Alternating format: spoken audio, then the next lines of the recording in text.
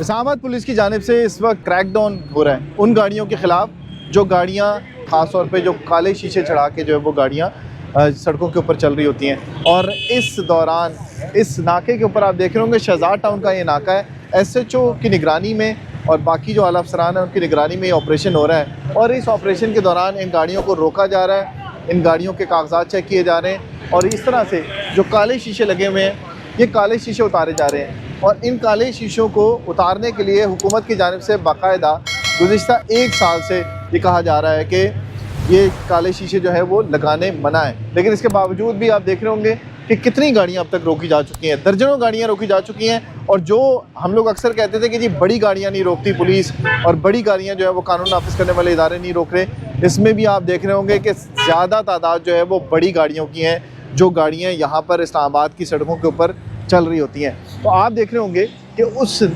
तरफ भी पुलिस की नफरी है और इस तरफ भी पुलिस की नफरी है। SHO की निगरानी में ये सारा ऑपरेशन हो रहा है और इसमें सिर्फ़ और सिर्फ बड़ी गाड़ियाँ जो हैं उनको ज़्यादा रोका जा रहा है।